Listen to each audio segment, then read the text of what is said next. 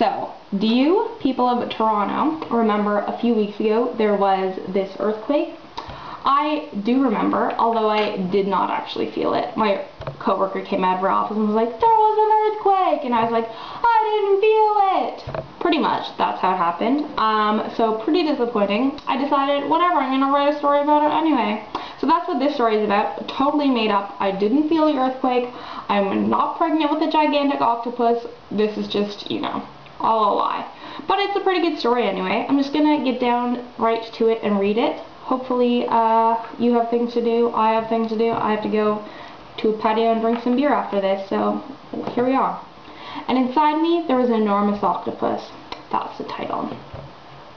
When the earthquake hit, the teacups on the shelf in my bedroom started dancing around, and there were about 20 minutes there before I checked Google when I thought that maybe they are possessed or enchanted or something.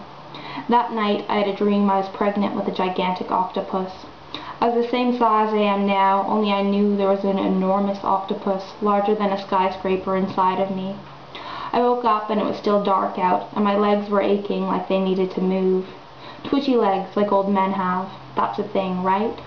It was 5:30 and I waited until 5:45 because I figured the serial killers and rapists will be in bed by that time. I stood in the kitchen, waiting, opening and closing the fridge door. I took out an apple and I washed it again using soap and a sponge, and at 5:45 I put on my coat and I said, I'm going to walk every fucking street in Toronto.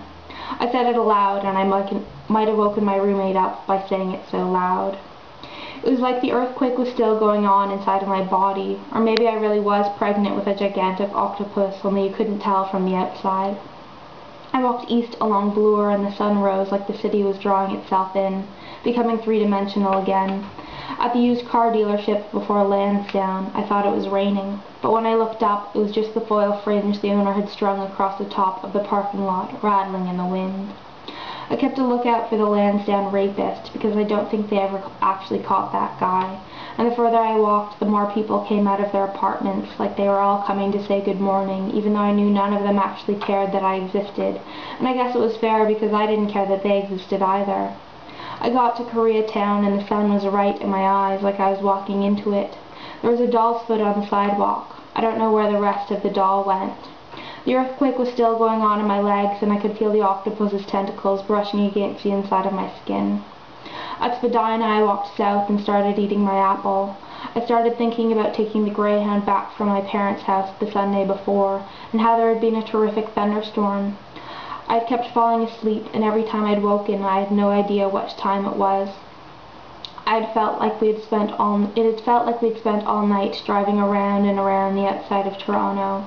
Only when we got to Union Station it was just after 11 and the rain had stopped.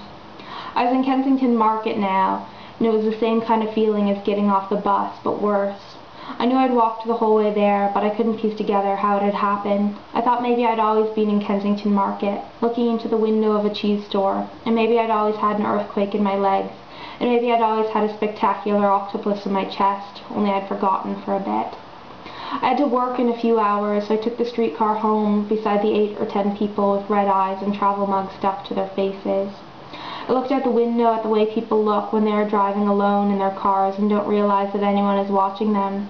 I thought about how all those people were once babies inside other people. I thought about how all those people knew tons of other people and how we all somehow know everyone. I thought about how the earth is so big that the sun never sets on it. I thought about the earth and how we're all balanced on these tectonic plates, floating on melted rock, harder than anything anyone can ever imagine. Sometimes the tectonic plates crash into one another, and sometimes they don't. I still had the core of my apple in my hand, but I couldn't remember when I'd finished eating it. So that's the end of that story. It's called And Inside Me There Was an Enormous Octopus. Thank you for watching.